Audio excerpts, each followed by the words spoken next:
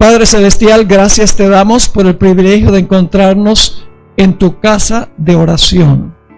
Gracias porque todavía podemos con libertad venir a tu presencia, estudiar libremente tu santa palabra. Pedimos, Señor, que esa palabra no regrese a ti vacía. Abre nuestras mentes para entender, nuestros corazones para recibir, y capacítanos, Señor, para proclamar este maravilloso mensaje.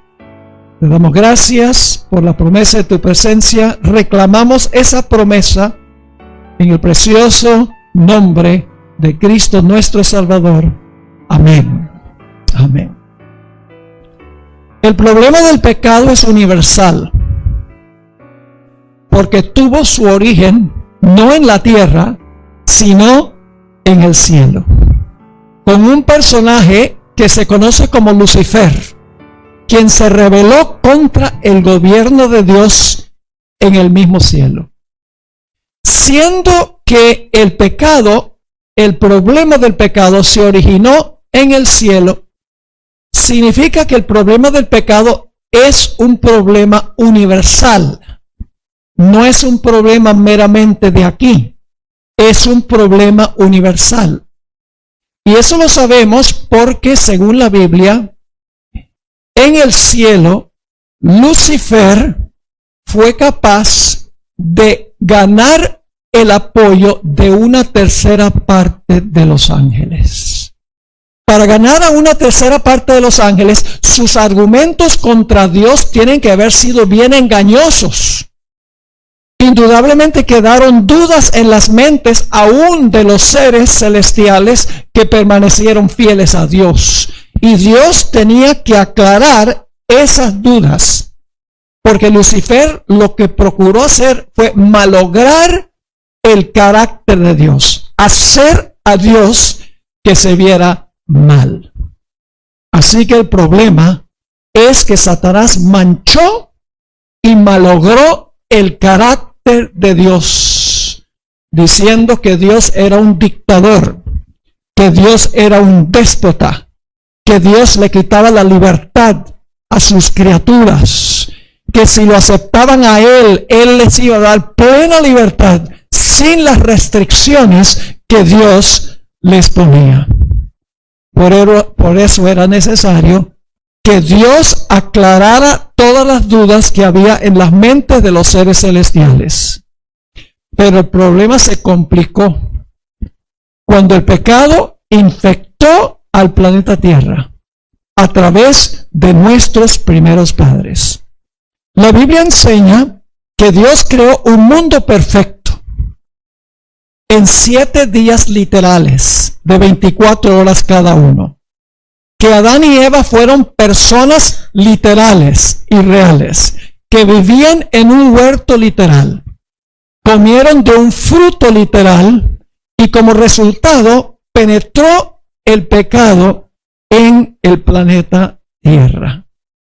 Y a través de Adán y Eva, el pecado se esparció a todo el planeta Tierra, como podemos ver hoy.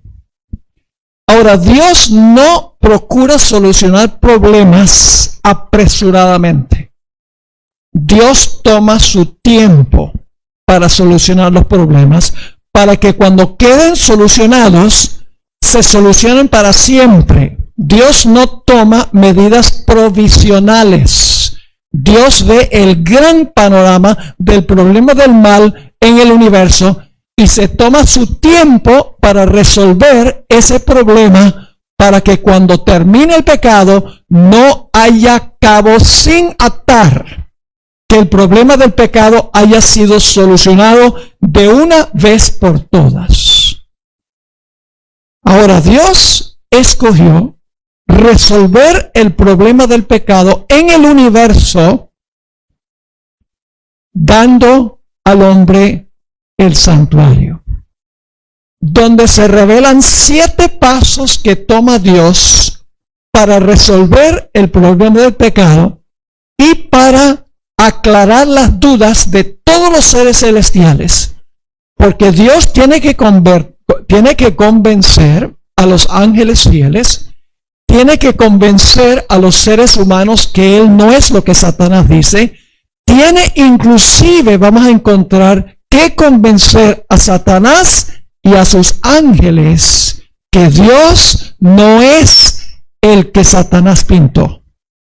Así que el santuario va a ilustrar cómo Dios resuelve el problema global del pecado, de tal manera que no haya cabos sin atar. Ahora, para la mayoría de los cristianos, la salvación es un evento, pero para Dios la salvación es un proceso. Si usted le pregunta a un cristiano, ¿qué es la salvación? Ellos dicen, bueno, el Señor Jesucristo murió en la cruz por nosotros, dio su vida por nosotros. Esa es generalmente la respuesta. Pero la muerte de Cristo es un evento, no es un proceso. El problema del mal y la salvación consta de un proceso, no es un evento, no es solamente la muerte de Cristo en la cruz. Es una serie de pasos que toman siglos, no un evento que ocurrió cuando Cristo murió en la cruz. Ese es uno de los pasos, pero no es el único paso. Ahora, en esta serie, nosotros vamos a ver el santuario desde la perspectiva de un telescopio. Generalmente cuando se estudia el santuario, se estudian los colores y se estudian las cortinas y se estudian los sacrificios y las ceremonias y las fiestas. Generalmente estudiamos detalles. Pero en esta serie vamos a estudiar el santuario desde una perspectiva global. Lo vamos a mirar a través de un telescopio. No vamos a mirar los árboles individuales en el bosque, sino que vamos a mirar el bosque. No vamos a estudiar las piezas de un rompecabezas, sino que vamos a ver el cuadro completo del rompecabezas. Vamos a mirar el santuario globalmente. No vamos a especificar que este color significa esto o que este apartamento significa aquello. Vamos a mirar el santuario en un sentido global. ¿Entienden este punto? Ahora, ¿cuáles son los 7 pasos? Paso número 1. Jesús viene a habitar en nuestro medio. La gente generalmente no piensa del campamento como parte del santuario. Pero los israelitas vivían en el campamento fuera del santuario. Ellos eran los que necesitaban el santuario. Así que el primer paso es el campamento donde viven los pecadores, a donde Cristo vino a habitar en nuestro medio. Antes de ir a la cruz, antes de morir en el altar, por así decirlo, el Señor Jesucristo vivió entre nosotros 33 años. Entonces, ¿su vida es importante? ¿Creen ustedes que su vida es importante? Pues si vive 33 años, tiene que ser importante. Y vamos a encontrar que Jesús vino a vivir entre nosotros para tejer un manto de perfecta justicia y obediencia a su Padre. Sin su vida perfecta, su muerte no valía nada, porque la víctima tenía que ser sin defecto. Su vida es tan importante como su muerte. Así que viene a nuestro medio para vivir una vida perfecta, una vida justa, tejer un manto de justicia que nos pueda dar a nosotros. El altar del sacrificio significa la muerte de Cristo Jesús. Después de tejer un manto de perfecta justicia que nosotros podemos reclamar, el Señor Jesucristo cargó con los pecados de toda la raza humana. Porque no era suficiente vivir una vida perfecta, alguien tenía que pagar por nuestros pecados también. Así que Jesús ahora en el altar del sacrificio muere, cargando los pecados de toda la raza humana. Pero la vida y la muerte de Cristo no hubiera valido nada si Jesús no hubiera resucitado. Yo pregunto, ¿qué es más importante? ¿Su vida, su muerte o su resurrección? Todos. No podemos enfocarnos solo en la cruz. La cruz es vital, es central, pero no es lo único. El lavacro o la fuente representa la resurrección de Jesús. Eso lo vamos a comprobar aquí. Así que su vida perfecta, su muerte en la cruz, su resurrección, y luego se mueve al lugar santo, a donde el Señor Jesucristo intercede por los que reclaman su vida y su muerte. Es decir, los primeros pasos son para toda la raza humana. Pero el paso número 4 es donde la persona reclama lo que Jesús ganó por su vida, su muerte y su resurrección. ¿Me están entendiendo lo que estoy diciendo? En el lugar santo Jesús sirve como intercesor, como mediador, como nuestro abogado, pero tenemos que reclamarlo como abogado. Así que el lugar santo representa su intercesión. Y luego entonces el Señor Jesucristo se mueve al lugar santísimo. Ahora, escuchen bien, en el lugar santísimo sigue intercediendo, pero añade una función, y es la función de juicio. En el lugar santísimo, el Señor Jesucristo va a desempeñar o está desempeñando una obra de juicio, separando a los creyentes genuinos de los que profesan ser creyentes pero no son. Es decir, el propósito del lugar santísimo es separar los creyentes genuinos de los creyentes falsos. Porque en la iglesia hay vírgenes sabias y fatuas. En la iglesia hay trigo y cizaña. En la iglesia hay peces buenos y peces malos. En la iglesia hay personas que dicen, Señor, Señor. Jesús dice, yo no te conozco. Por eso en el juicio, propósito del juicio, es que los seres celestiales puedan ver el caso de cada persona que profesó a Jesús. Y para que estén de acuerdo que toda decisión que Dios tomó es correcta. El propósito del juicio antes de la segunda venida en el lugar santísimo es separar a los creyentes fieles de los falsos, para que los seres celestiales puedan ver que todos los casos que Dios analizó, los analizó con justicia perfecta. Ese es el propósito del lugar santísimo. Y luego entonces, lógicamente, vamos a encontrar que luego Jesús, que cuando termina de examinar todos los casos de los que profesaron a Jesús en toda la historia, tanto los que murieron como los que están vivos, en ese momento, el Señor Jesucristo va a cerrar su obra en el lugar santísimo, se va a cerrar la puerta de la oportunidad para toda la raza humana. Es decir, ya no hay más salvación. Jesús va a salir del lugar santísimo, sacando todos los pecados de los penitentes, de los creyentes genuinos, y allí está esperando en la puerta del atrio el macho cabrío Azazel, el originador y el perpetuador del pecado, el que es culpable del origen del pecado, que lo introdujo en el cielo y luego infectó a la tierra con el pecado. Y el Señor Jesucristo va a tomar todos los pecados de los verdaderamente penitentes y los va a colocar sobre la cabeza, va a colocar la responsabilidad sobre Azazel, que los eruditos mayormente concuerdan que es un símbolo de Satanás. Y luego, el macho cabrío es enviado al desierto, donde no hay habitantes. Eso representa el milenio, cuando la tierra estará desierta y sin habitantes.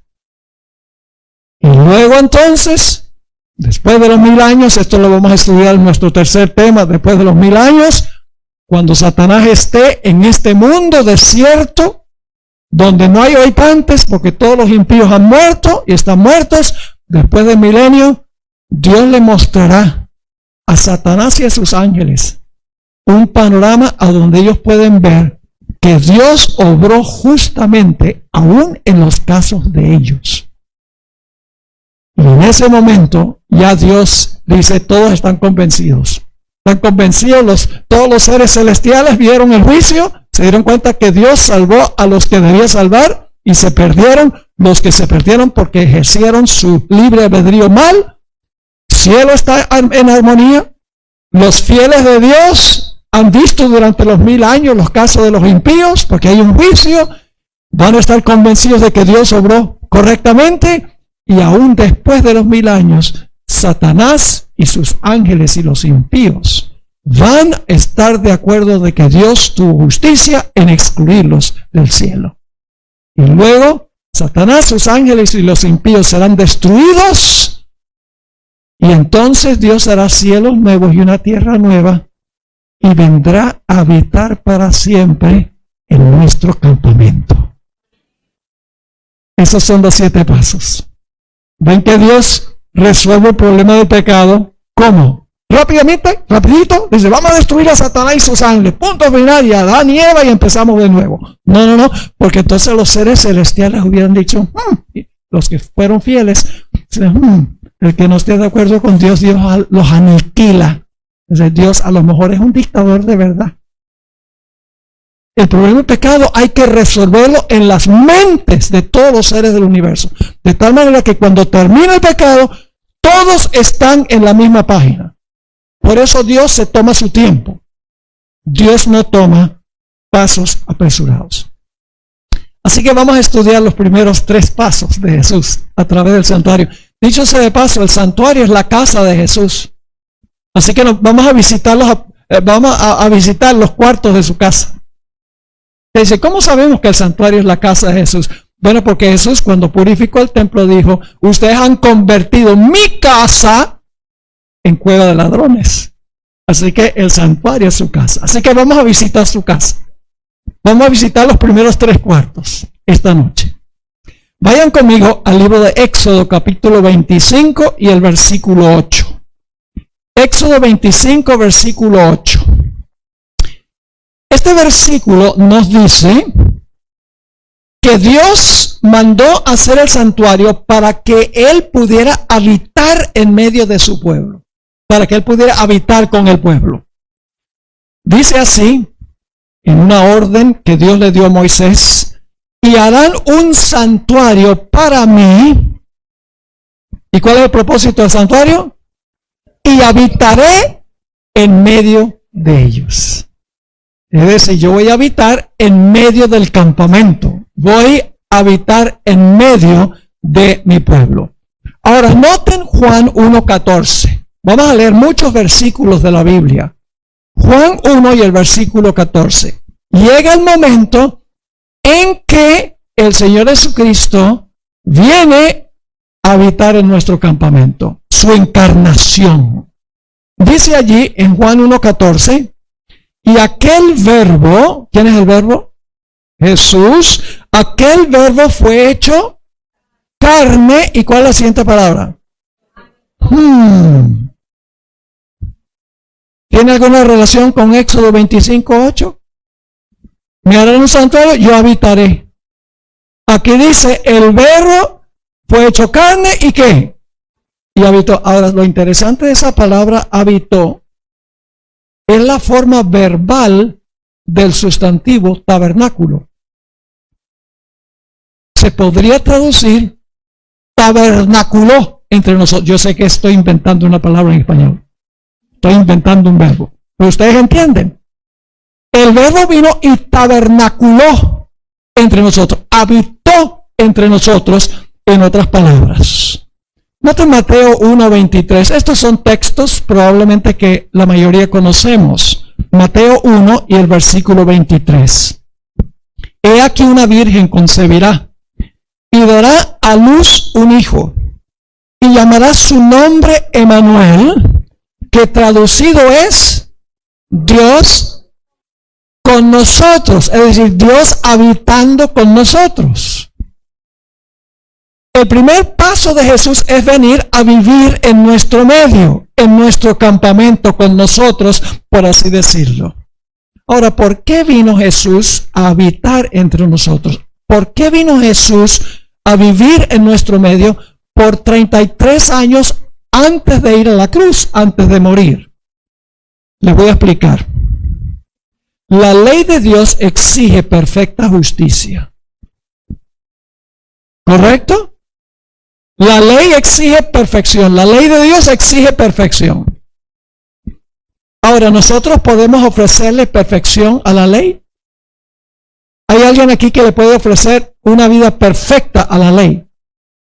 Mire, si levantan la mano, eso demuestra que son imperfectos. Porque la Biblia dice, todos han pecado y están destituidos de la gloria de Dios. No hay justo ni aún uno, dice la Biblia. Así que ninguno de nosotros le podemos ofrecer a la ley lo que la ley exige. Y por eso, ¿qué nos dice la ley? Si tú no me ofreces perfecta justicia, la paga del pecado, muerte. Todos estamos bajo sentencia de muerte. Porque no le ofrecemos perfección a la ley, somos pecadores y como somos pecadores, la paga del pecado es muerte. Por lo tanto, la ley exige la muerte del pecador. Ahora, Dios proveyó un medio de escape. Y es si Jesús venía a habitar en nuestro medio y viviera la vida perfecta que la ley nos exige a nosotros. Que Jesús viniera a esta tierra para vivir la vida que nosotros debemos vivir, para ofrecerle a la ley la justicia que la ley nos exige a nosotros. Vino a vivir en nuestro lugar, a tejer un manto de perfecta justicia. Cada acto de obediencia de Jesús fue un hilo que le agregó al manto de perfecta justicia para ofrecerle a la ley. Y cuando Jesús dijo, consumado es en la cruz, le puso el último hilo al manto perfecto de justicia.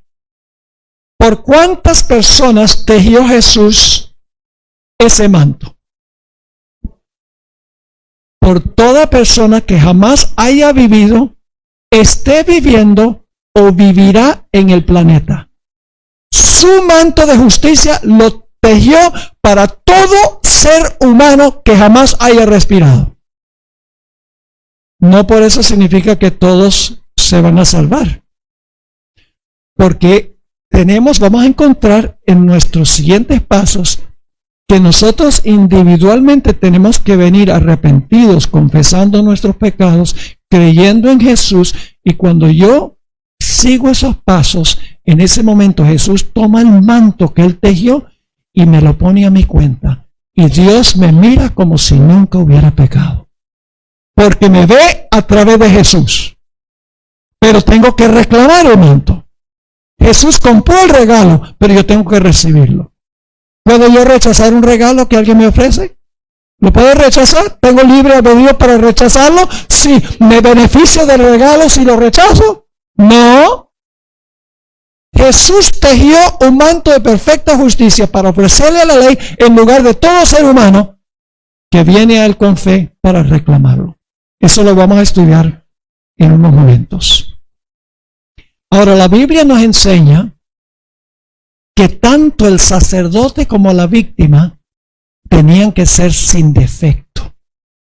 Vamos a leer en el libro de Levítico 22, versículo 20 al 22.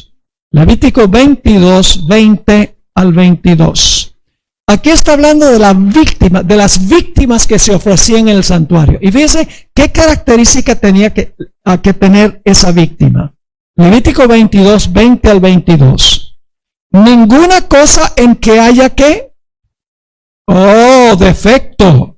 Ninguna cosa en que haya defecto ofreceréis, porque no será acepto por vosotros. ¿Qué pasaba si se traía una víctima que tenía algún defecto? Dios no la aceptaba. Yo pregunto, si Jesús hubiera muerto en la cruz y tuviera un defecto, ¿el Padre hubiera aceptado su sacrificio? Su vida es tan importante como su muerte, porque el cordero que se sacrificaba no podía tener defecto. Ahora, cuando dice que la víctima no podía tener defecto, la falta de defecto físico en el animal representaba el hecho de que Jesús no tenía ningún defecto moral. ¿Están entendiendo eso? Es decir, la víctima físicamente, el sacerdote tenía que ver que no tenía defecto, pero esa víctima, vamos a ver, representaba a Jesús, quien moralmente no tenía defecto. Sigue diciendo, ninguna cosa en que haya defecto ofreceréis, porque no será acepto por vosotros. Asimismo, cuando alguno ofreciere sacrificio en ofrenda de paz a Jehová para cumplir un voto o como ofrenda voluntaria, sea de vacas o de ovejas, para que sea, aquí se repite el mismo concepto, para que sea aceptado, será como sin defecto. La víctima no podía tener defecto. Luego da una lista: ciego, perniquebrado, mutilado, verrugoso, sarnoso o roñoso. No ofreceréis estos a Jehová, ni de ellos pondréis ofrenda encendida sobre el altar de Jehová. La víctima no podía tener defecto. Pero ¿saben que el sacerdote tampoco podía tener defecto físico? Vamos a leerlo. En el capítulo anterior, Levítico 21, versículos 17 al 21. Levítico 21, 17 al 21. Dice: habla a Aarón y dile, Aarón era el sumo sacerdote, ninguno de tus descendientes por sus generaciones que tenga algún defecto se acercará para ofrecer el pan de su Dios, porque ningún varón en el cual haya defecto se acercará. Y luego da una lista: varón ciego o cojo o mutilado o sobrado, o varón que tenga quebradura de pie o rotura de mano, o jorobado o enano, o que tenga nube en el ojo, o que tenga sarna o empeine o testículo magullado. Se tenía que examinar al sacerdote para estar seguro de que no tuvieran ninguno de estos defectos físicos. Pero los defectos físicos se referían al hecho de que Jesús no podía tener defecto moral, no podía tener pecado, en otras palabras. Sigue diciendo aquí: ningún varón de la descendencia del sacerdote Aarón en el cual haya defecto se acercará para ofrecer las ofrendas encendidas para Jehová. Hay defecto en él, no se acercará a ofrecer el pan de su Dios. Es decir, la víctima tenía que ser perfecta y el sacerdote tampoco podía tener defecto. Ahora vamos a Éxodo 12 y el versículo 5. Éxodo 12 y el versículo 5. Está hablando aquí del cordero pascual, el cordero que se ofrecía en la Pascua. Y dice así: el animal será... ¿Qué representaba el cordero pascual? A Cristo. Pablo dice en 1 Corintios 5, 7 y 8, Cristo, nuestra Pascua, ha sido sacrificada por nosotros. Es decir, la víctima de la Pascua representaba a Cristo. Así que dice: el animal será sin defecto.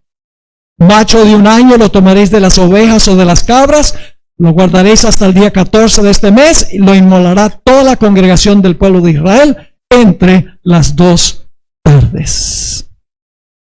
¿A quién representaba la víctima y a quién representaba el sacerdote? Jesús era representado por ambos. ¿Cómo es que Jesús y la víctima ambos simbolizan a Jesús? La razón es muy sencilla. En el sistema del Antiguo Testamento se necesitaba una víctima y un sacerdote que ofreciera la víctima, pero Jesús es el sacerdote que se ofrece a sí mismo. ¿Me están entendiendo? El libro de Hebreos dice que Él se ofreció a sí mismo. Es el sacerdote que oficia su propio sacrificio. Ahora, notemos lo que dice 1 de Pedro. Vamos al Nuevo Testamento para ver qué representa la víctima y qué representa el sacerdote del sistema del Antiguo Testamento. 1 de Pedro, capítulo 1, 18 al 20. 1 de Pedro 1, 18 al 20. Y me gusta usar mucho la Biblia porque ahí es que está la autoridad. La autoridad no está en el predicador. La autoridad está en la palabra de Dios. Yo les puedo decir todo esto sin leer versículos de la Biblia y la gente va a decir: bueno, quién sabe si el pastor si su explicación es cierta o no. Así que hay que dejar que la Biblia hable. Porque el poder no está en el predicador. Y la gloria no es para el predicador. La gloria es para Dios. Porque Dios fue el que dio su santa palabra. Noten, 1 Pedro 1, 18 al 20. Dice aquí Pedro: sabiendo que fuisteis rescatados de vuestra vana manera de vivir, la cual recibisteis de vuestros padres, no con cosas corruptibles, es decir, no fuimos redimidos con cosas corruptibles como oro o plata, sino con ¿qué? Con la sangre preciosa de Cristo, como de un ¿qué? ¿A quién representa el Cordero? A Jesús. Como de un Cordero, ¿qué clase de Cordero? Sin mancha y sin contaminación. ¿Qué representaba el hecho de que la víctima no tenía defecto en el Antiguo Testamento? De que Jesús no tenía mancha ni contaminación. Y luego dice, ya destinado desde antes de la fundación del mundo, pero manifestado en los postreros tiempos por amor de vosotros. Ahora escuchen bien. Un sacerdote, para servir como sacerdote, no estamos hablando de los sacerdotes del Antiguo Testamento que representan a Jesús, pero para que Jesús nos pudiera representar, él tenía que tener 3 características. Número 1, tenía que ser Dios, porque solo siendo Dios nos podía conectar con Dios. Pero tenía que ser también hombre, porque solamente siendo hombre se podía conectar con nosotros. Y en tercer lugar, no podía tener mancha de pecado. ¿Conocen ustedes algún otro sacerdote humano que tenga esas características? Mucha gente va y se confiesa a un sacerdote aquí en la tierra. Bueno, ese sacerdote tiene un punto que concuerda y es que es hombre, pero no es Dios y tampoco es sin pecado. Así que un sacerdote humano no puede ser sacerdote. Solo Cristo puede ser el sacerdote. Los del Antiguo Testamento eran solo un símbolo, una ilustración de lo que iba a pasar con Jesús. Ahora fíjense lo que dice en Hebreos 4, 14 y 15. Ya vimos que Jesús es el Cordero o la víctima sin mancha. Ahora vamos a ver quién es el sacerdote, a quién representaba el sacerdote. Hebreos 4, 14 y 15. Dice, por tanto, teniendo un gran sumo sacerdote que traspasó los cielos, Jesús el Hijo de Dios, retengamos nuestra profesión. Porque no tenemos un sumo sacerdote que no pueda compadecerse de nuestras debilidades, sino uno que fue ¿qué? Tentado en todo, según nuestra semejanza. Pero ahora viene la diferencia. Pero sin pecado. Esa es la vida perfecta de Jesús. ¿Fue importante su vida perfecta? Claro. Tenía que ser un sacerdote sin defecto, según esto. El sacerdote en el Antiguo Testamento representaba a Cristo Jesús. Noten Hebreos 7:25. Hebreos 7 y el versículo 25. Nuevamente se presenta a Jesús como una víctima perfecta y como un sacerdote sin defecto. Dice allí, porque tal sumo sacerdote nos convenía. ¿Qué clase de sumo sacerdote nos convenía?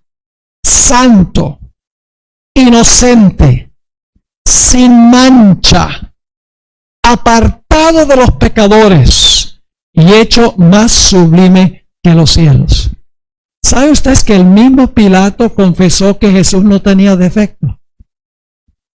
Cuando trajeron a Jesús para comparecer ante Pilato, leo de Juan 19:6, dice, cuando le vieron los principales sacerdotes y los alguaciles, dieron voces diciendo, crucifícale, crucifícale. Pilato les dijo, tomadle vosotros y crucificadle, porque yo no hallo delito en él. El mismo Pilato reconoció que Jesús no tenía delito. Y dice el deseado de toda la gente es que Pilato veía en la cara de Jesús pura santidad. No pecó. Era un sacerdote sin mancha y una víctima sin mancha. ¿Está claro? ¿Entienden por qué vino Jesús a nuestro campamento? Para tejer un manto perfecto, ofrecerle a la ley perfecta justicia, para que su sacrificio fuera aceptado y para que nosotros por fe podamos recibir a Jesús para que Él nos cubra nuestra desnudez del pecado con su perfecto manto de justicia. Ahora vamos al segundo paso. No vamos a tomar tanto tiempo para todos. Jesús no solo tenía que vivir una vida perfecta para ser un sacerdote sin defecto y una víctima sin defecto. Alguien tenía también que pagar la deuda que todos nosotros tenemos. ¿Sí o no? ¿Y cuál es nuestra deuda? Nuestra deuda es el pecado. Transgresión de la ley. La ley dice, la paga del pecado es muerte. Yo merezco la muerte. Entonces era necesario que Jesús viniera a tomar lo que yo merezco para que yo no lo tenga que sufrir. Y no está hablando de la muerte física, está hablando de la muerte eterna. Como dice que la paga del pecado es muerte, no está diciendo, bueno, todos algún día, si Cristo no viene antes, vamos a morir. Esa no es la muerte, es la muerte eterna. Porque la paga del pecado es muerte eterna, en otras palabras. Entonces, solo si Jesús venía y asumía sobre Él nuestros pecados y sufría la pena o sufría el castigo por nuestros pecados, podíamos nosotros ser hallados justos en Él. Y nos estamos moviendo ahora al altar. Escuchen bien. En el huerto del Getsemaní, el Padre colocó sobre Jesús los pecados de toda la raza humana. Todos los pecados que se han cometido, todos los que se están cometiendo y todos los que faltan por cometer, fueron colocados sobre Cristo Jesús. ¿Pueden ustedes entender el sentido de culpa que tuvo Jesús? Si nosotros nos sentimos culpables por cosas que nosotros hacemos, imagínense Jesús sintiendo la culpa de todos los pecados que jamás se hayan cometido. ¿Quieren saber cuán terrible es el pecado? Miren lo que pasó con Jesús. Enfoquémonos en Jesús. La Biblia dice que 3 veces le rogó a su padre en Getsemaní, porque fue en Getsemaní que el Padre colocó los pecados sobre él. Pensamos que Cristo llevó los pecados a la cruz. Sí, llevó los pecados a la cruz, pero fue en el Getsemaní que el Padre colocó los pecados sobre él. Y luego los llevó de la cruz a la cruz. Jesús 3 veces oró, Padre, si es posible que pase a mí de esta copa, no se haga mi voluntad, sino la tuya. 3 veces oró. Y dice en la Biblia que mientras oraba sudó gotas de sangre. ¿Cuánta angustia tiene que tener una persona para sudar gotas de sangre? 3 veces. Inclusive en la cruz clamó, Dios mío, ¿por qué me has desamparado? El pecado es terrible por lo que le hizo a Jesús. Solo así vamos a querer vencer el pecado. Cuando vemos lo que el pecado le hizo a Cristo Jesús, vamos a odiar el pecado y vamos a amar al Señor. En Juan 18:11, cuando Pedro sacó su espada y le mochó la oreja al siervo del sumo sacerdote, el Señor Jesucristo le dijo, Pedro, guarda esa espada. Y fíjense lo que dijo. Mete tu espada en la vaina. La copa que el Padre me ha dado. ¿Quién se la dio? ¿Quién le dio la copa? El Padre. La copa que el Padre me ha dado, no la he de beber. ¿Sabe lo que tenía la copa? La copa tenía la ira de Dios contra su propio Hijo. Es la misma palabra que aparece en Apocalipsis cuando habla de las 7 copas que son derramadas, las 7 plagas. Eso es lo que sufrió Jesús cuando fue, por así decirlo, al altar del sacrificio. Vamos a leer algunos versículos ahora sobre este aspecto, este segundo paso del ministerio de Jesús. Vamos a 2 Corintios 5 y el versículo 21. 2 Corintios 5 y el versículo 21. Tremendo esto, porque este versículo menciona tanto la vida perfecta de Jesús como su muerte por el pecado. Dice, al que no conoció pecado, Esa es su vida, ¿sí o no? Su vida perfecta, sin mancha. Al que no conoció pecado, por nosotros lo hizo pecado. ¿Quién lo hizo pecado? El Padre, ya lo leímos.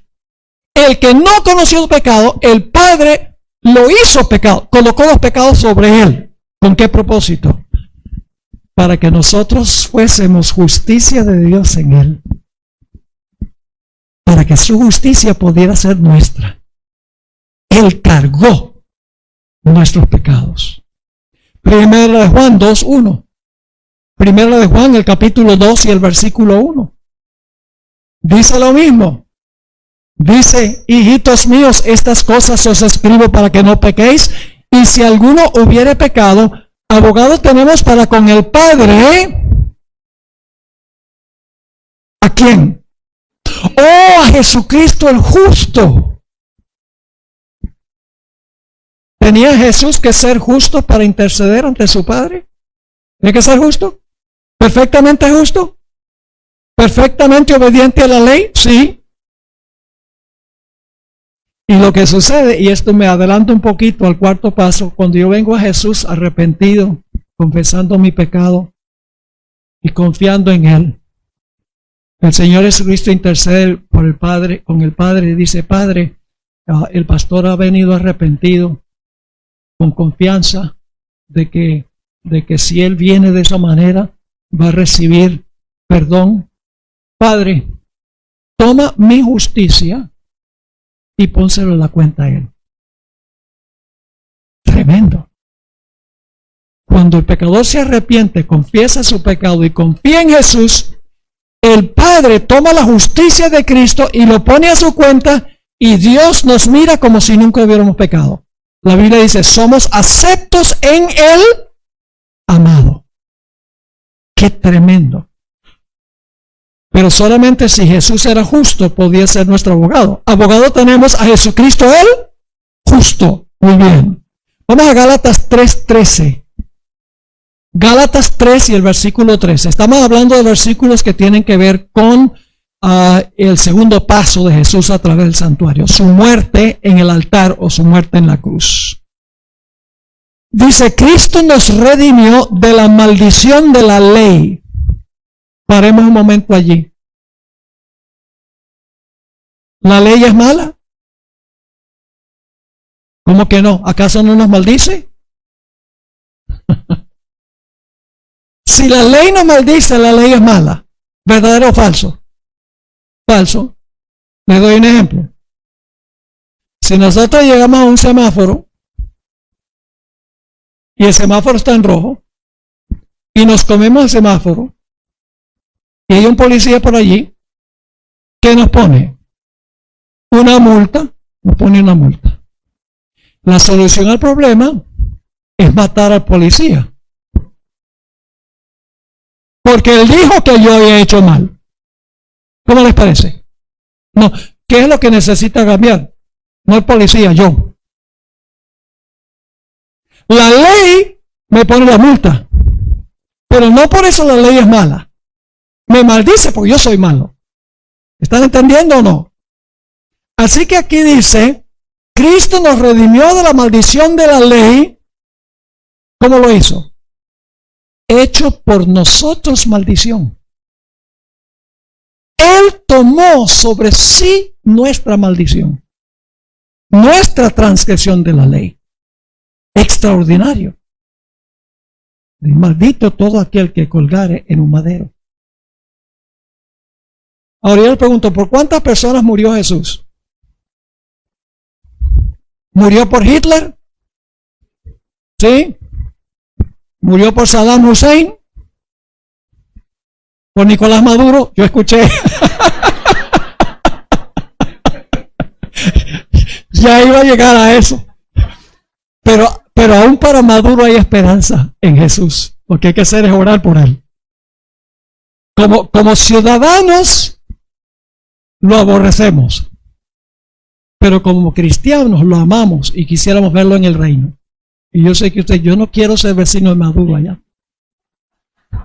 Pero tal vez de un Maduro convertido sí. Así que hay que orar. aún por esas personas que nos aborrecen, aquellas personas que hacen mal. Dice, tanto que luchó Dios con el rey Nabucodonosor. ¿Qué tal si Daniel se hubiera rendido y que este no tiene esperanza? No, pero Dios seguía y seguía, dale que dale. Y Nabucodonosor, según el Espíritu de Profecía, va a estar en el reino. ¿Valió la pena? Claro. Y les aseguro que Nabucodonosor era peor que Maduro. Y peor que Hitler. Era un déspota. Ustedes pueden leerlo ahí en el libro de Daniel. Bueno, ese es un paréntesis. Así que Jesús cargó sobre sí los pecados de todo el mundo. Y usted dice, ¿cómo sabemos eso? Bueno, vamos a leer algunos versículos. Juan 3:16. ¿Conoce ese versículo? Porque de tal manera amó Dios a Valencia. Valencia también. Porque de tal manera amó Dios al mundo. ¿A cuántos amó Dios? Al mundo. A todo el mundo. ¿Y cómo lo demostró? Que ha dado a su Hijo unigénito. ¿Por cuántos dio Dios a su Hijo? Por el mundo. No por los salvos, por el mundo. Vamos a Hebreos 2:9. Hebreos 2 y el versículo 9. Lo que quiero que entiendan, hermanos y hermanas, es que los primeros dos pasos de Jesús son para todos los seres humanos. Es el aspecto objetivo de la obra de Jesús. Su vida y su muerte es por todos los seres humanos, pero su intercesión no. Eso lo vamos a ver mañana. Porque su intercesión es por individuos que aceptan los primeros dos pasos que él hizo. Noten lo que dice Hebreos 2:9.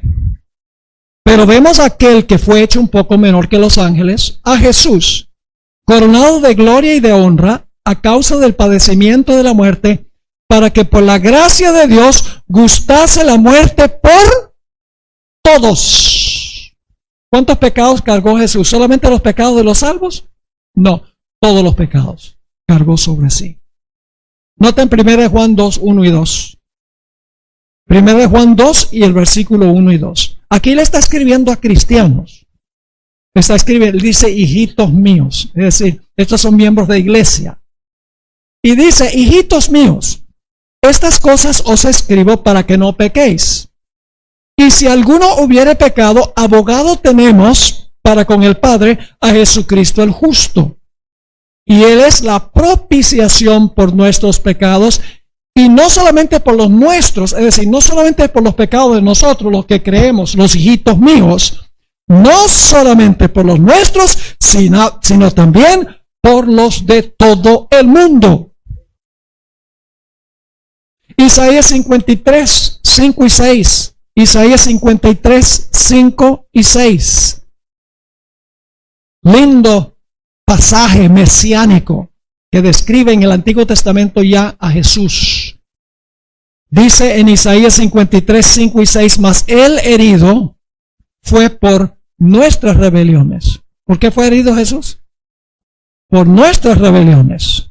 Molido por nuestros pecados. El castigo de nuestra paz fue sobre él, y por su llaga fuimos nosotros curados.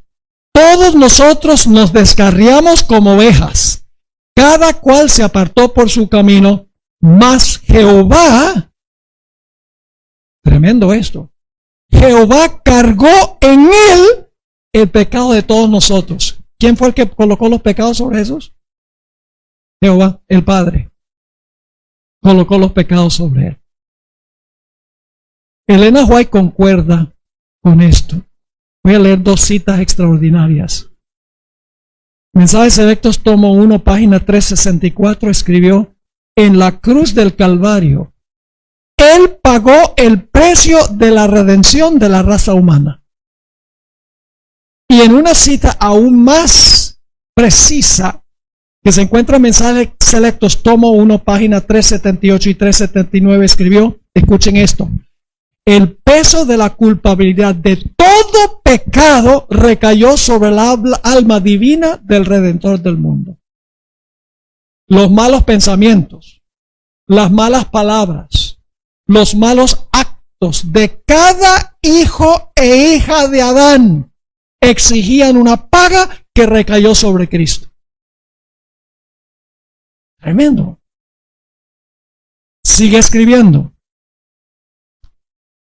Aunque no era suya la culpa, porque el Padre colocó sobre él lo nuestro, para que nosotros no tengamos que sufrir eso.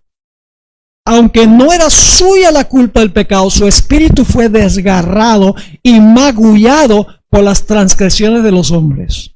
Y aquel que no conoció pecado, llegó a ser pecado por nosotros, para que pudiésemos ser justicia de Dios en él. Tremendo, ¿verdad que sí? Ahora vamos al tercer paso, nuestro último paso en el estudio de esta noche. ¿Dónde se encontraba la fuente? En el santuario, ¿dónde se encontraba el lavacro o la fuente?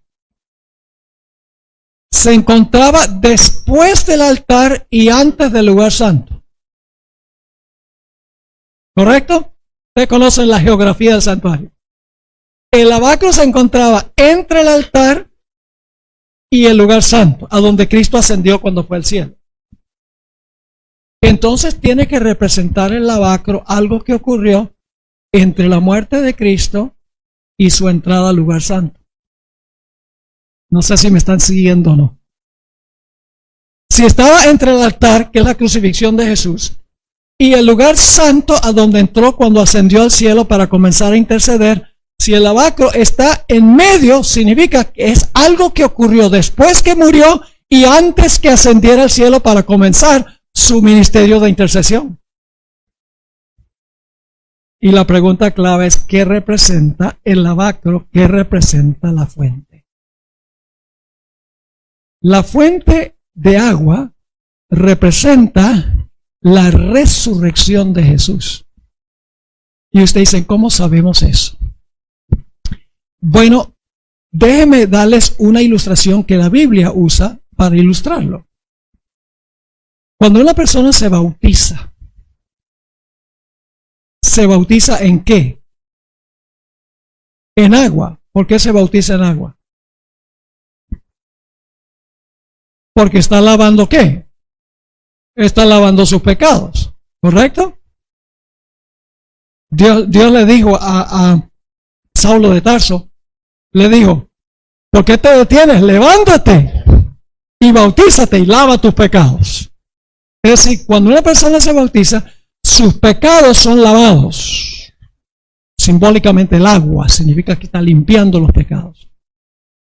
Y cuando la persona se bautiza, lo último que hace, antes de que el pastor sumerja a esa persona debajo del agua, porque el bautismo bíblico es de adultos, personas que entienden lo que están haciendo. Y no solo eso, es por inmersión, sepultados debajo del agua. Y les voy a explicar en un momento por qué eso es importante. El bautismo por aspersión no es un bautismo bíblico, ni de infantes. Porque la Biblia dice que tenemos que arrepentirnos, tenemos que confesar nuestros pecados, tenemos que confiar en Jesús, creer en Él. Y un bebé no puede hacer eso. Pero lo último que hace la persona antes de que el pastor la sumerja debajo del agua es que la persona deja de respirar. ¿Correcto? ¿Y qué hace mientras está debajo del agua? Más le vale no respirar. Y luego, ¿qué es lo primero que hace cuando sale del agua? ¡Ah! Resucita de nuevo. O respira de nuevo. En miniatura, el bautismo es una representación simbólica de lo que pasó con Jesús. ¿Qué fue lo último que hizo Jesús en la cruz? Dice que expiró. No dice la Biblia, no yo. Expiró. ¿Y qué hizo mientras estaba en el sepulcro? No respiró. ¿Qué fue lo primero que hizo cuando resucitó? Respiró de nuevo. Por eso cuando una persona se bautiza está en Cristo, porque en miniatura está repitiendo la experiencia de Jesús. Nosotros decimos, la persona fue sepultada en el agua, su vida vieja sepultada, y resucita a novedad de vida. La fuente representa la resurrección de Jesús de la muerte. Porque Jesús expiró, no respiró, y cuando resucitó, resucitó a una vida nueva, completa. Vayan conmigo a Tito 3, versículos 4 y 5. Tito 3, 4 y 5. Dice allí, Tito 3, 4 y 5, pero cuando se manifestó la bondad de Dios, nuestro Salvador, y su amor para con los hombres, nos salvó, no por obras de justicia que nosotros hubiéramos hecho. Dios no nos salvó porque nosotros nos portamos bien, porque hacemos obras de justicia. Entonces, ¿cómo? Sino por su misericordia, por el ¿qué? El lavamiento de la regeneración y por la renovación del Espíritu Santo.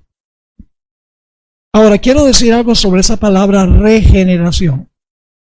El diccionario teológico del Nuevo Testamento, una de las fuentes que yo consulto para determinar el significado de palabras, se define la palabra de la siguiente manera, porque la palabra regeneración consta de dos palabras. Una palabra es una preposición y la otra es un sustantivo. Dice, la palabra deriva de palín, que significa de nuevo, y génesis, que significa comenzar. Es decir, la palabra regeneración significa comenzar de nuevo. Y luego sigue la definición, y por lo tanto significa un nuevo génesis. La palabra génesis significa origen. Un nuevo génesis, ya sea en el sentido de volver a la existencia, volver de la muerte a la vida, es lo que definen los expertos en el idioma. Renovación a una existencia más elevada. Así que eso es lo que significa la palabra regeneración. Y la regeneración es por el lavamiento de ¿qué? Del agua. El Señor Jesucristo murió y el Señor Jesucristo resucitó. Ahora, el sacerdote cuando ofrecía a la víctima se manchaba, sus mantos se manchaban con sangre. Y antes de entrar al santuario, él tenía completamente que despojarse de cualquier señal de muerte que estuviera sobre él. Tenía que lavarse en la fuente antes de entrar al santuario para interceder. ¿Jesús tuvo que hacer lo mismo? Claro que sí. Por su resurrección, Jesús dejó la muerte atrás de una vez por todas y resucitó a una nueva vida para continuar su servicio en el santuario. Noten lo que dice Romanos 6 y el versículo 9 y 10. Jesús se despojó de la muerte, de la mancha de la muerte, en otras palabras. Dice en Romanos 6, 9 y 10, sabiendo que Cristo, habiendo resucitado de los muertos, ya no muere. Se lavó de los pecados que había recibido sobre sí en la cruz y en el Getsemaní, sí. La muerte no se enseñorea más de él, porque en cuanto murió al pecado, murió una vez por todas, mas en cuanto vive para Dios, vive. Ahora yo pregunto, no contesten rápido, esto lo vamos a trazar mañana un poco más. ¿Perdonó el Señor Jesucristo los pecados en la cruz? Hay división en el campamento. Uno dice que sí, otro dice que no. La respuesta bíblica es no. Jesús no perdonó los pecados en la cruz. Hizo provisión para poderlos perdonar. Vamos a 1 Corintios 15. Solamente vamos a trazar un par de puntos más. 1 Corintios 15, 3 al 7. Y luego vamos a leer los versículos 17 al 20. Yo pregunto, ¿es importante la resurrección de Jesús? ¿Estaríamos perdidos si Cristo no hubiera resucitado? Pero murió con todos nuestros pecados y vivió una vida perfecta. Sí, pero no hubiera podido interceder si estaba muerto. Y aplicar a individuos que reclaman su vida y su muerte. ¿Están entendiendo esto? Ahora fíjense lo que dice aquí, 1 Corintios 15:3. Porque ciertamente, dice el apóstol Pablo, os he enseñado lo que asimismo recibí, que Cristo murió por nuestros pecados conforme a las Escrituras, y que fue sepultado y que resucitó al tercer día conforme a las Escrituras, y que apareció a Cefas y después a los 12, después apareció a más de 500 hermanos a la vez, de los cuales muchos viven aún y otros ya duermen. Después apareció a Jacobo, después a todos los apóstoles, y al último de todos, como a un abortivo, me apareció a mí. Porque si los muertos no resucitan, tampoco Cristo resucitó. Y si Cristo, estamos allá en el versículo 17, y si Cristo no resucitó, vuestra fe es vana. ¿Perdonó Cristo los pecados en la cruz? No. Si Jesús no resucitó, nuestra fe es vana. Sigue diciendo, aún estáis en vuestros pecados. Si Jesús no resucitó, ¿estamos todavía en qué? En nuestro pecado. ¿Perdonó los pecados en la cruz? No, porque dice que si no resucitó, no tenemos perdón de pecados. Mañana les voy a dar mucho más evidencia de esto. Así que dice que si Cristo no resucitó, vuestra fe es vana, aún estáis en vuestros pecados. Entonces también los que durmieron en Cristo perecieron. Si Jesús no resucitó, todos estamos perdidos. Jesús dice, porque yo vivo, vosotros también viviréis. Si Jesús no resucita, no tenemos esperanza. Sigue diciendo, si Cristo no resucitó, vuestra fe es vana, aún estáis en vuestros pecados. Entonces también los que durmieron en Cristo perecieron. Y luego dice, si en esta vida solamente esperamos en Cristo, somos los más dignos de conmiseración de todos los hombres. Mas ahora Cristo ha resucitado de los muertos, primicias de los que durmieron es hecho. ¿Entendieron los tres pasos? ¿A qué vino Jesús al campamento? A tejer un manto de perfecta justicia. ¿A qué fue al altar? Para cargar nuestros pecados. ¿De qué se lavó? De la muerte. ¿Verdad? Resucitó. Ahora yo les pregunto, ¿cuál de esos tres pasos es el más importante?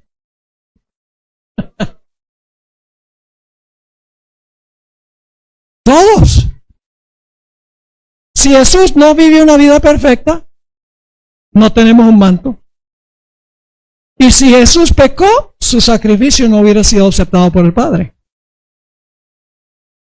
¿Están conmigo? Si no muere, entonces los pecados todavía están sobre nosotros. Igualmente vamos a morir. Y si no resucita, no puede aplicar sobre los que se arrepienten y confiesan su pecado y confían en Él. No les puede aplicar los beneficios que Él ganó por su vida y su muerte. Los cristianos dicen, la cruz, la cruz, la cruz. Gloria a Dios por la cruz. Pero es uno de los 7 pasos. No es el todo.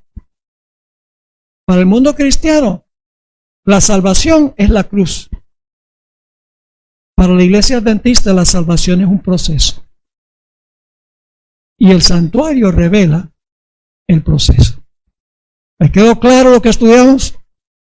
Ahora, no se pierdan el próximo emocionante episodio.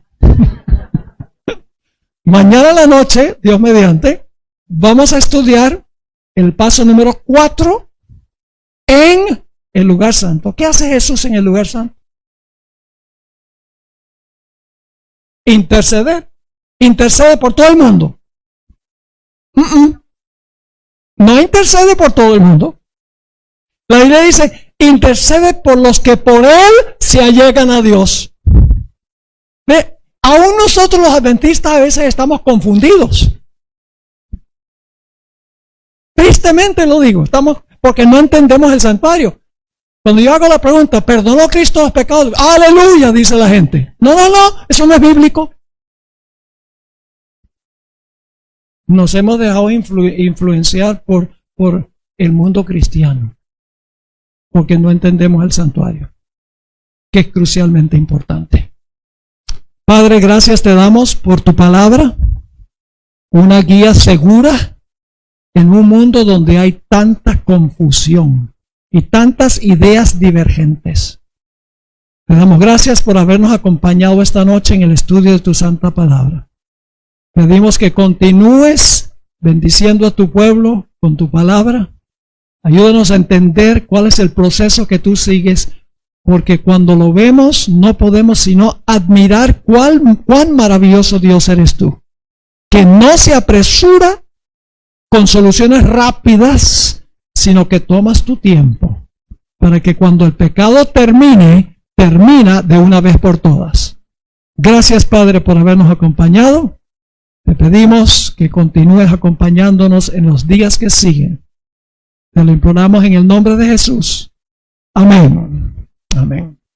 El santuario como eje del plan de salvación y la revelación del carácter de Dios, el predicador enseña que el santuario no es un tema secundario ni simbólico en exceso, sino el centro estructural de toda la Biblia, desde Génesis hasta Apocalipsis. Afirma que el santuario es el medio escogido por Dios para revelar de manera progresiva y pedagógica el plan completo de redención, el carácter divino y el modo en que el cielo responde al problema del pecado. Desde esta perspectiva, el santuario no es meramente un edificio antiguo ni un ritual hebreo obsoleto, sino una representación visible de realidades celestiales eternas, mediante las cuales Dios se acerca al ser humano de forma comprensible. Según esta enseñanza, el santuario terrenal fue dado por revelación directa, no por creatividad humana. Dios mostró a Moisés un modelo celestial, indicando que cada elemento, mueble y ceremonia tenía un propósito profético y espiritual. El predicador enfatiza que nada en el santuario es arbitrario. Cada sacrificio, cada mueble, cada movimiento del sacerdote apunta a una fase específica del ministerio del Mesías.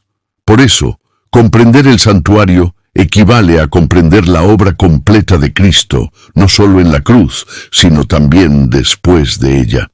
El expositor insiste en que uno de los errores más comunes del cristianismo es reducir la obra de Cristo únicamente al Calvario, como si la cruz hubiese sido el punto final del plan de salvación. Para él, la cruz es absolutamente central, pero no es el cierre del proceso, sino el fundamento legal que permite que Cristo continúe su obra en el santuario celestial. Así como en el sistema levítico, el sacrificio no concluía la expiación, sino que daba inicio al ministerio sacerdotal. De la misma manera, la muerte de Cristo inaugura su función como sumo sacerdote en el cielo. Desde esta óptica, el santuario revela una verdad profunda. La salvación es un proceso ordenado, no un acto aislado. El sacrificio provee perdón, pero el ministerio sacerdotal aplica, administra y finalmente erradica el pecado del universo. El predicador subraya que este proceso protege tanto la justicia como la misericordia divina, demostrando que Dios no ignora el pecado, pero tampoco destruye arbitrariamente al pecador arrepentido. En la enseñanza presentada se destaca que el santuario estaba compuesto por 3 áreas principales: el atrio, el lugar santo y el lugar santísimo. Estas tres áreas no solo representan espacios físicos, sino etapas sucesivas del ministerio de Cristo y también etapas en la experiencia espiritual del creyente. El atrio simboliza la justificación, el lugar santo, la santificación, y el lugar santísimo, la vindicación final del carácter de Dios y de su pueblo. El predicador explica que en el atrio se encontraba el altar de los sacrificios donde la sangre era derramada y la fuente de bronce donde el sacerdote se lavaba.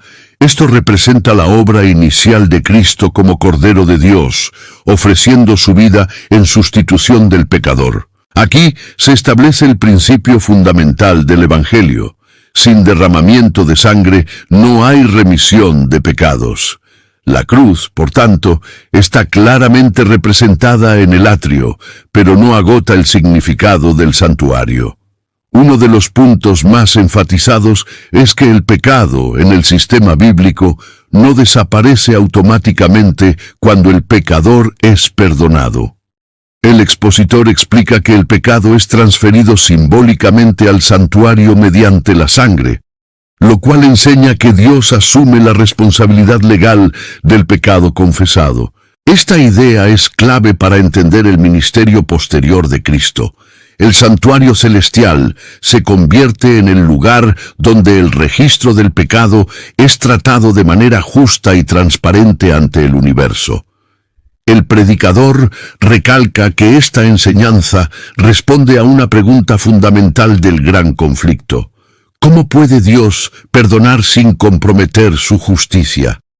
El santuario demuestra que Dios no simplemente borra el pecado de manera arbitraria, sino que lo enfrenta, lo examina y finalmente lo elimina mediante un proceso que es observable y verificable para las inteligencias celestiales. Así, el santuario no solo salva al ser humano, sino que también vindica el gobierno de Dios. Otro aspecto central de esta enseñanza es que Cristo no solo es el sacrificio, sino también el sacerdote. El expositor remarca que el sacerdocio de Cristo es real, activo y continuo. Después de su ascensión, Cristo entra al santuario celestial para presentar los méritos de su sangre en favor de los creyentes. Este ministerio no es simbólico ni figurado, sino una obra real que ocurre en tiempo histórico y que tiene implicaciones directas para la vida del creyente hoy. Según esta visión, negar o ignorar el ministerio sacerdotal de Cristo en el santuario celestial es dejar incompleto el Evangelio. El predicador afirma que muchos cristianos aceptan con gozo a Cristo como Salvador, pero no lo reconocen como sumo sacerdote, perdiendo así la comprensión de cómo Dios sigue obrando activamente en favor de su pueblo. El santuario, entonces, se convierte en la clave para entender la intercesión, el juicio y la consumación final del plan de salvación. Finalmente, en esta primera parte se establece que el santuario no es solo una doctrina teológica, sino un mensaje profundamente pastoral. El expositor insiste en que comprender el santuario produce seguridad, esperanza y responsabilidad. Seguridad, porque Cristo ministra personalmente por cada creyente. Esperanza, porque el pecado no permanecerá para siempre. Y responsabilidad, porque cada persona es llamada a vivir en armonía con la obra que Cristo realiza actualmente en el cielo. Cristo como sumo sacerdote y su ministerio continuo en el lugar santo. El predicador explica que, tras su resurrección y ascensión, Cristo no permaneció inactivo ni simplemente aguardando el fin del mundo, sino que inició una fase específica y esencial de su ministerio en el santuario celestial. Esta fase está representada en el servicio diario del santuario terrenal y corresponde al ministerio en el lugar santo. Según esta enseñanza, aquí se desarrolla la obra de intercesión continua, mediante la cual los méritos del sacrificio del Calvario son aplicados individualmente a cada creyente arrepentido. El expositor enfatiza que el sacerdocio de Cristo es real y funcional. no meramente metafórico. Cristo aparece ante el Padre como representante del ser humano, presentando su sangre como base legal para el perdón y la restauración. En esta función, Cristo actúa tanto como abogado como mediador, defendiendo al creyente frente a las acusaciones del adversario, no negando la realidad del pecado, sino presentando su propia justicia perfecta como sustituto del pecador arrepentido. Uno de los puntos que el predicador subraya con fuerza es que la intercesión de Cristo no consiste en convencer a un padre renuente de amar al ser humano. Por el contrario, la intercesión revela que padre e hijo están perfectamente unidos en el plan de salvación. El sacrificio y el sacerdocio son expresiones del mismo amor divino. Cristo no ruega para cambiar la voluntad de Dios, sino que aplica los términos del pacto eterno acordado antes de la fundación del mundo. En el lugar santo se encontraban 3 muebles fundamentales: el candelabro, la mesa de los panes de la proposición y el altar del incienso. El expositor explica que cada uno de estos elementos revela un aspecto específico del ministerio continuo de Cristo. El candelabro representa a Cristo como la luz del mundo, sosteniendo a su iglesia mediante el Espíritu Santo. La mesa de los panes simboliza a Cristo como el pan de vida, proveyendo alimento espiritual constante a su pueblo. El altar del incienso representa la oración intercesora de Cristo, mezclada con la fragancia de su justicia perfecta. El predicador destaca que el incienso no subía solo, sino mezclado con fuego tomado del altar de sacrificio, lo cual le enseña que toda oración aceptable debe estar fundamentada en el sacrificio de Cristo. Ninguna súplica humana es suficiente por sí misma. Es la mediación de Cristo la que da valor, pureza y aceptación a las oraciones del creyente.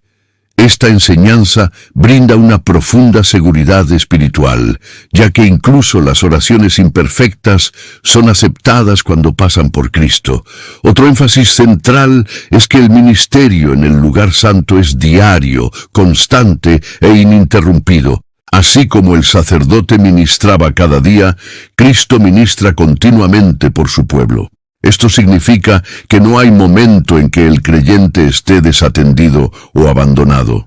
El predicador recalca que Cristo conoce cada nombre, cada lucha y cada pecado confesado, y que su intercesión es personal, no genérica ni colectiva.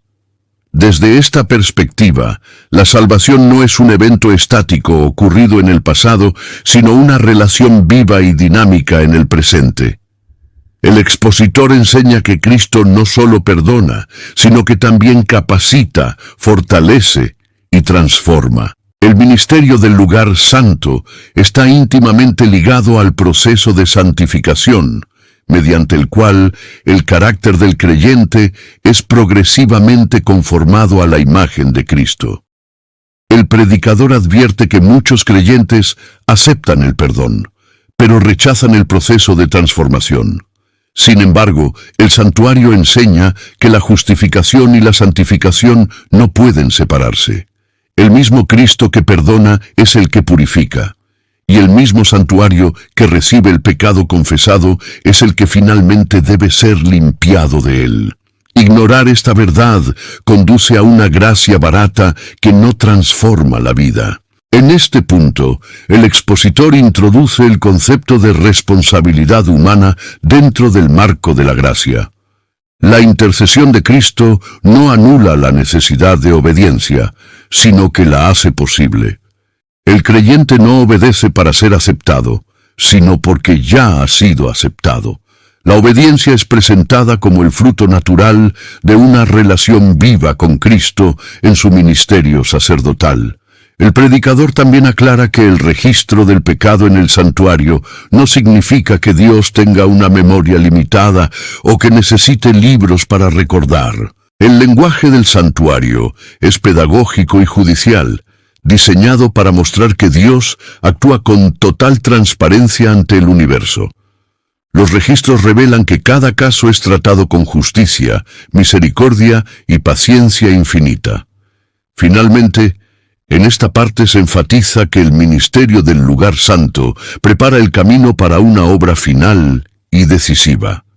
El expositor explica que el servicio diario no era el clímax del sistema levítico, sino una preparación para el día de la expiación. De la misma manera, el ministerio continuo de Cristo conduce inevitablemente a una fase culminante, en la cual el problema del pecado será tratado de manera definitiva.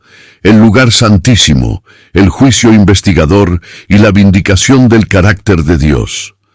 El expositor enseña que el servicio del santuario no alcanzaba su clímax en el ministerio diario del lugar santo, sino en un evento anual solemne y decisivo, el día de la expiación. Este día representaba una obra distinta, más profunda y definitiva, que no podía repetirse diariamente. De la misma manera, en el santuario celestial existe una fase final del ministerio de Cristo, simbolizada por su entrada al lugar santísimo, donde se aborda el problema del pecado en su dimensión última y se prepara el cierre del plan de salvación. El predicador explica que el lugar santísimo contenía el arca del pacto, dentro de la cual se encontraba la ley de Dios, y sobre ella el propiciatorio, donde se manifestaba la presencia divina. Este arreglo revela una verdad fundamental. La expiación final no elimina la ley, sino que la honra. La ley no es abolida para salvar al pecador. Es satisfecha plenamente mediante la vida y la muerte de Cristo. La misericordia no contradice la justicia, sino que se asienta sobre ella. Según esta enseñanza, el juicio investigador no tiene como propósito informar a Dios, quien conoce todas las cosas, sino revelar al universo la justicia y la transparencia del proceder divino. El predicador recalca que el gran conflicto no se limita a la salvación humana, sino que involucra acusaciones contra el carácter y el gobierno de Dios. El juicio es el escenario donde esas acusaciones son respondidas con evidencia irrefutable. El expositor aclara que el juicio investigador no es un juicio de condenación para el creyente que permanece en Cristo. Por el contrario, es una buena noticia, porque Cristo mismo actúa como juez, abogado y testigo fiel. Aquellos que han depositado su fe en Él no enfrentan el juicio solos. Su vida es examinada a la luz de la justicia de Cristo, no de sus propias obras imperfectas. Un énfasis importante es que el juicio comienza por la casa de Dios, no porque los creyentes sean los peores, sino porque son los primeros en ser vindicados. El predicador señala que esto demuestra el orden y la equidad del juicio divino. Dios honra públicamente a aquellos que han confiado en Él, mostrando que su gracia produce obediencia genuina y fidelidad real. El expositor también destaca que el día de la expiación requería una actitud especial del pueblo: humillación, arrepentimiento profundo y separación del pecado. Esto no era un acto para ganar aceptación, sino una respuesta al solemne momento histórico que estaban viviendo. De igual manera, el mensaje del lugar santísimo llama a una preparación espiritual seria, no basada en miedo, sino en reverencia y compromiso. El predicador insiste en que la limpieza del santuario no puede entenderse sin la eliminación definitiva del pecado. Durante el año, el pecado era transferido al santuario. En el día de la expiación, ese pecado era removido. Esto enseña que el perdón no es el final de la historia, sino un paso hacia la erradicación completa del mal. Dios no solo perdona el pecado, también promete eliminarlo para siempre. En esta fase final, el expositor introduce el papel del macho cabrío que no era sacrificado, sobre el cual se colocaban los pecados ya expiados. Este símbolo es presentado como la responsabilidad final del originador del pecado. El predicador aclara cuidadosamente que este acto no implica expiación adicional, sino la asignación justa de culpa. Cristo lleva el pecado para redimir. El responsable del pecado lo lleva para destrucción. Otro punto central es que el juicio investigador confirma públicamente quienes han permanecido en una relación viva con Cristo. No se trata de perfección absoluta en conducta humana, sino de una fe auténtica que se evidencia en una vida transformada. El expositor enfatiza que la obediencia no es la base de la salvación, pero sí la evidencia de ella. El predicador señala que esta fase final del ministerio de Cristo conduce al cierre del tiempo de gracia. Cuando la obra en el lugar santísimo concluya, no habrá más mediación, no porque Dios haya dejado de amar, sino porque el destino de cada ser humano habrá sido fijado de manera irreversible. El universo entero reconocerá que Dios ha sido justo, misericordioso y paciente.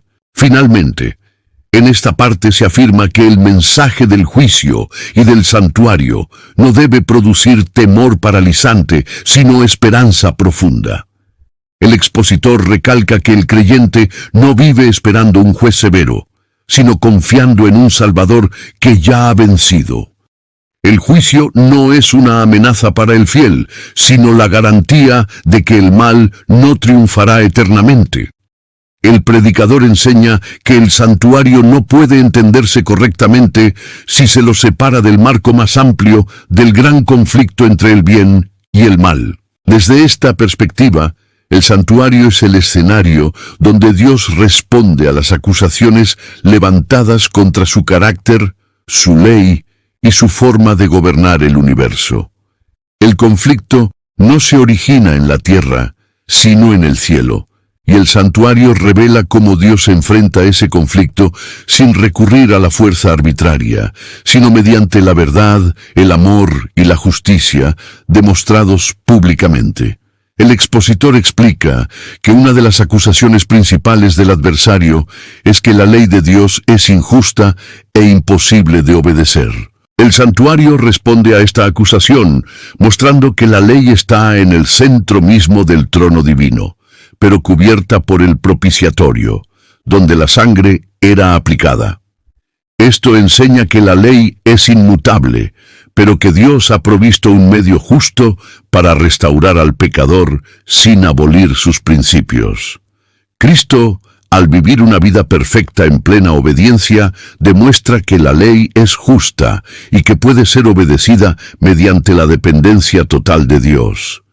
El predicador subraya que la obra final del santuario tiene implicaciones directas para la experiencia del pueblo de Dios. Así como el día de la expiación era un tiempo de solemne introspección, el tiempo final llama a una fe madura, profunda y consciente. No se trata de una religión superficial basada solo en emociones, sino de una relación sólida fundamentada en la verdad revelada y en una confianza plena en la obra de Cristo. Según esta enseñanza, el pueblo de Dios es llamado a reflejar el carácter de Cristo en un contexto de crisis universal. El santuario enseña que Dios no solo salva individuos, sino que forma un pueblo que da testimonio de su gracia transformadora.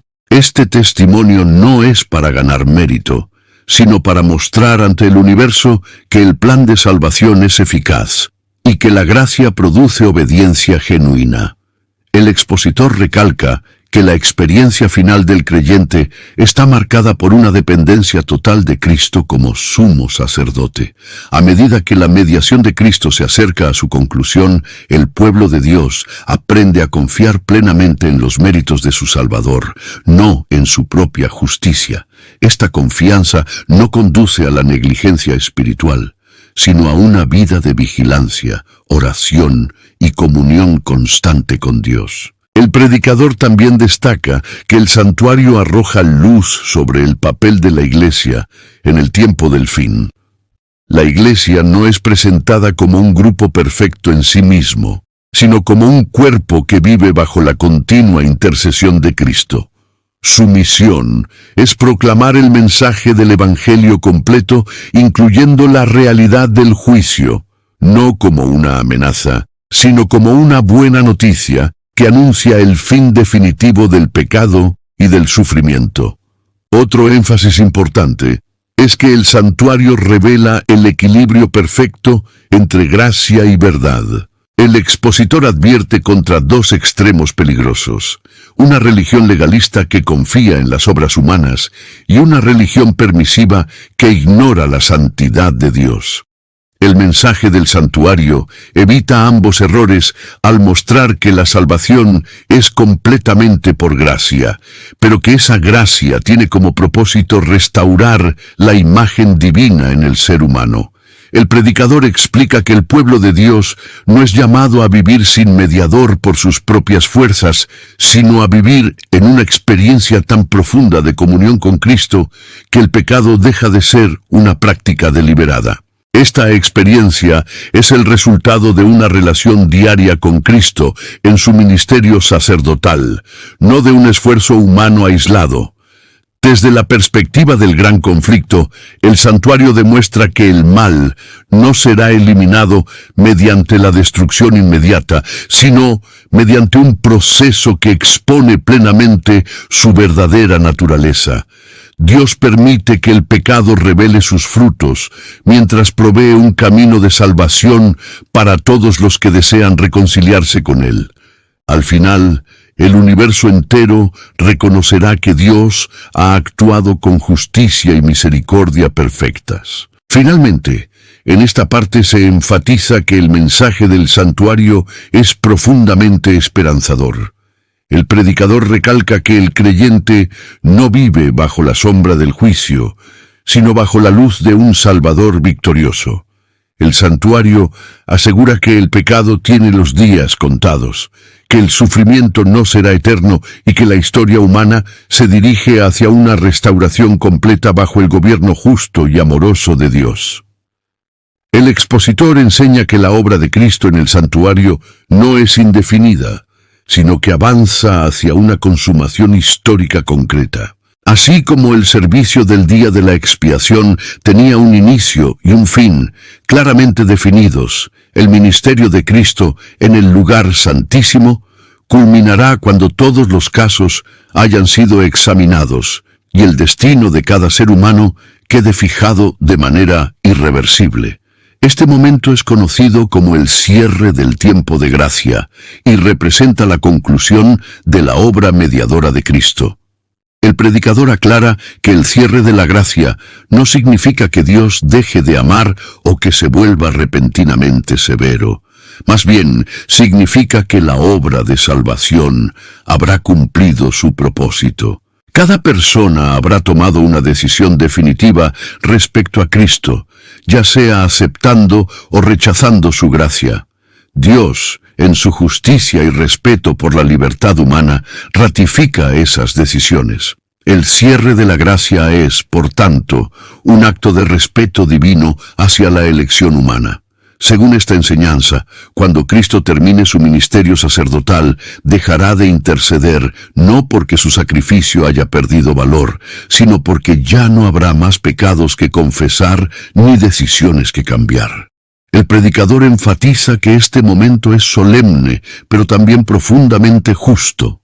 El universo entero reconocerá que Dios ha hecho todo lo posible para salvar, sin forzar jamás la voluntad de nadie. El expositor explica que después del cierre de la gracia se manifiestan las consecuencias finales del pecado. Aquellos que han rechazado persistentemente la gracia de Dios quedan separados de la única fuente de vida. Esto no es presentado como un castigo arbitrario, sino como el resultado natural de la separación voluntaria de Dios. El pecado, al final, lleva inevitablemente a la muerte, no porque Dios lo desee, sino porque así es su naturaleza destructiva. Un punto central de esta enseñanza es que el pecado no será perpetuado eternamente. El predicador insiste en que la erradicación final del pecado es esencial para la restauración completa del universo. Dios no crea un infierno eterno para mantener vivo el mal, sino que lo elimina por completo. El fuego final no es un instrumento de tortura interminable, sino un acto purificador y definitivo que pone fin al pecado y a sus efectos para siempre. El expositor también destaca que, en este proceso final, el carácter de Dios queda plenamente vindicado. Cada ser creado reconoce que Dios ha sido justo, misericordioso y paciente. Nadie podrá acusarlo de injusticia ni de arbitrariedad. Incluso aquellos que se pierden reconocen que su perdición no es el resultado de un decreto divino, sino de su propia elección persistente de rechazar la vida. El predicador subraya que esta erradicación final del pecado permite la restauración total de la creación. El universo queda libre de rebelión, miedo y dolor. El plan de salvación alcanza su objetivo máximo, no solo rescatar a seres humanos, sino asegurar que el pecado nunca vuelva a levantarse. El santuario, que comenzó como un modelo pedagógico, se revela finalmente como el marco completo de la victoria divina. En su enseñanza final, el expositor presenta el santuario como uno de los mensajes más completos, profundos y esperanzadores de la Escritura. Lejos de ser una doctrina fría o meramente académica, el santuario revela el corazón mismo de Dios y su compromiso absoluto con la redención del ser humano. Cada fase del ministerio de Cristo demuestra que Dios no improvisa, no abandona y no se contradice. El predicador enfatiza que el santuario ofrece una seguridad que pocas doctrinas brindan. El creyente sabe dónde está Cristo, qué está haciendo y por qué lo está haciendo. No vive en incertidumbre ni en temor constante, sino en una confianza serena basada en la obra continua del Salvador. Cristo no solo murió, vive, ministra e intercede activamente por su pueblo. Otro énfasis final es que el santuario da sentido a la historia humana. El sufrimiento no es caótico ni inútil, está enmarcado dentro de un plan que tiene un inicio, un desarrollo y un final glorioso. El santuario asegura que el mal no tendrá la última palabra y que la justicia divina prevalecerá sin sacrificar la misericordia. El expositor concluye que el mensaje del santuario llama a una respuesta personal. No basta con comprender intelectualmente sus símbolos. Es necesario vivir en armonía con la obra que Cristo realiza hoy. Esto implica una vida de fe, arrepentimiento continuo, dependencia total de Cristo y obediencia motivada por amor. El santuario no salva por conocimiento, sino por relación. Finalmente, el predicador declara que el santuario es, en esencia, una promesa. Promesa de perdón para el culpable, de transformación para el débil, de vindicación para el fiel y de restauración para el universo. Cuando el ministerio de Cristo concluya y el santuario ya no sea necesario, Dios morará para siempre con su pueblo y el plan de salvación habrá cumplido su propósito eterno. Querida familia de promesas eternas, al llegar al cierre de este mensaje y también al final de este año 2025, queremos elevar ante Dios un corazón lleno de gratitud.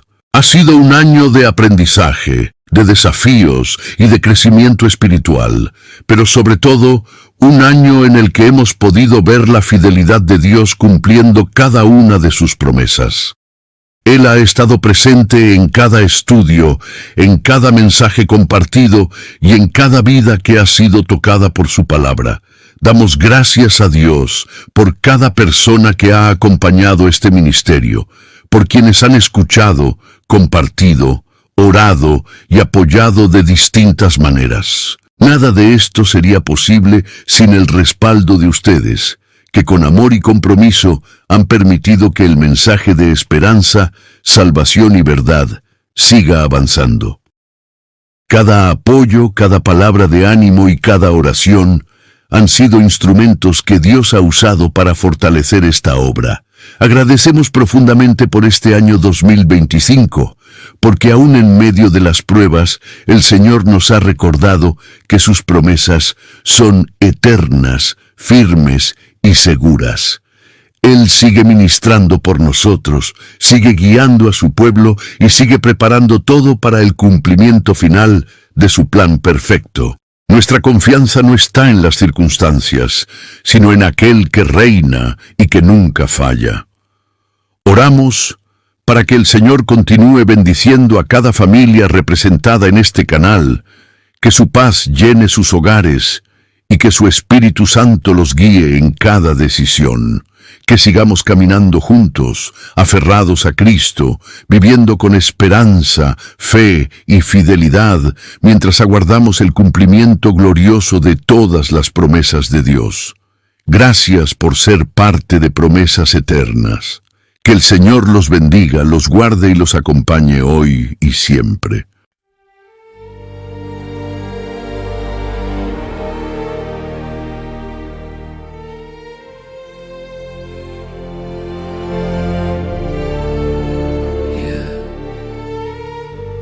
Vértigo de seda, mi calma se queda. Tu piel me provoca, mi alma te toca, mi voz invoca, tu luz sofoca, la noche suspira. Mi mente conspira, tu sombra delira, mi calma se vira. Vértigo de seda, mi pecho en caída, tu culpa metida, mi fe rendida. Cada paso te nombra, mi alma en la sombra. Tu beso me asombra, mi calma se alfombra. El aire me atrapa, mi pecho se escapa, tu nombre me tapa, mi voz se desmapa. Vértigo de seda, mi trama encendida, tu luz prendida.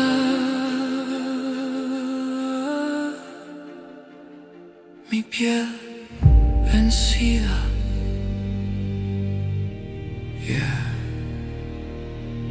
Vértigo de seda. Mi alma completa.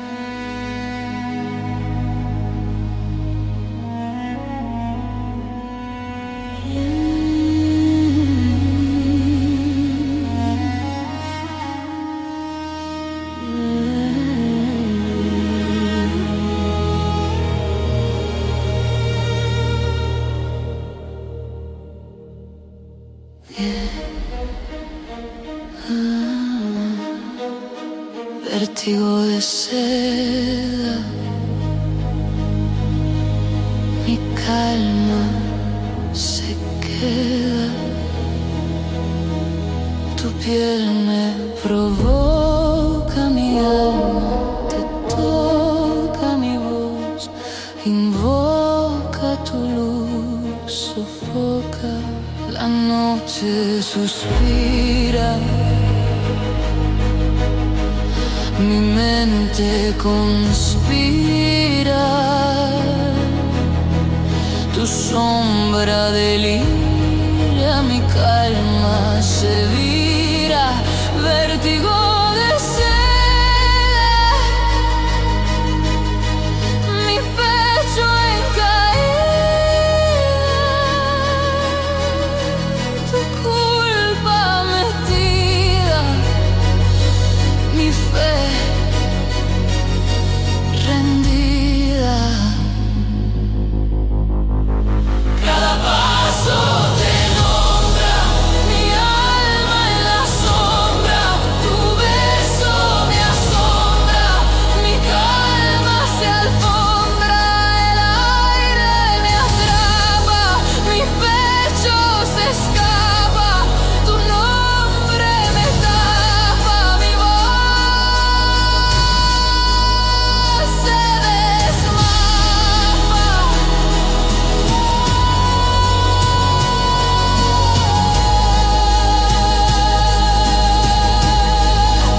Vértigo de seda, mi trama encendida.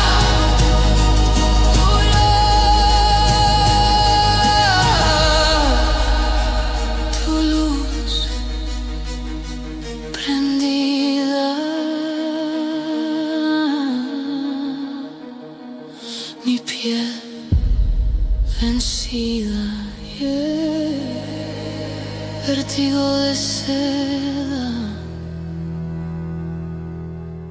mi alma completa.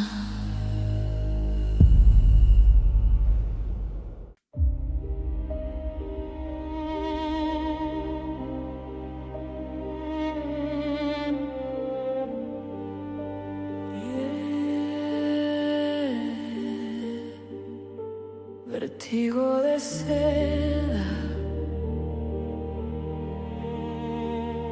mi calma se queda. Tu piel me provoca, mi alma te toca, mi voz invoca tu luz, sofoca. La noche suspira, mi mente conspira. Tu sombra delira, mi calma se vira. Vértigo de seda, mi pecho en caída. Tu culpa metida, mi fe rendida. Cada paso te nombra, mi alma en la sombra. Tu beso me asombra, mi calma se alfombra.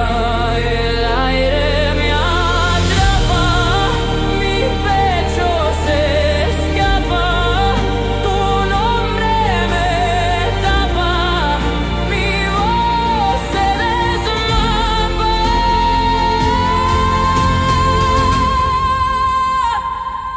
Vértigo de seda, mi trama encendida.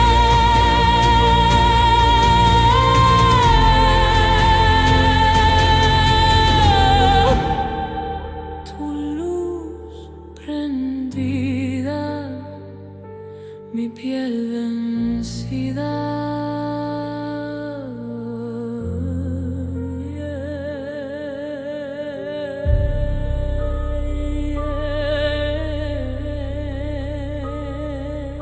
Vértigo de seda, mi alma completa.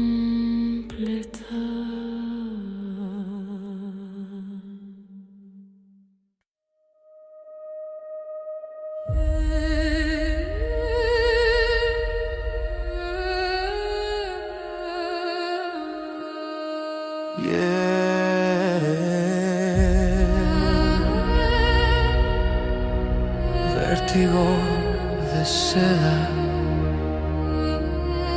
mi calma se queda, tu piel me provoca, mi alma te toca, mi voz invoca, tu luz sofoca. La noche suspira, mi mente conspira, tu sombra delira, mi calma se vira.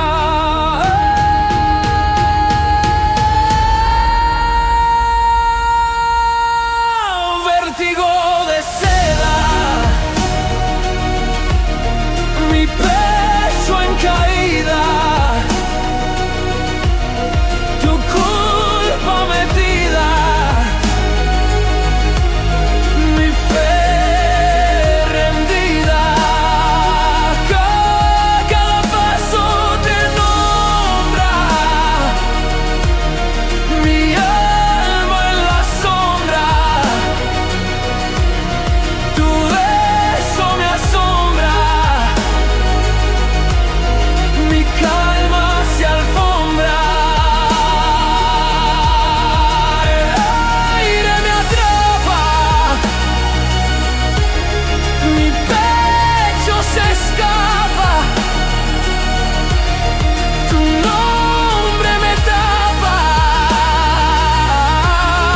mi voz se desmapa. Vértigo de seda, mi trama encendida, tu luz prendida, mi piel vencida.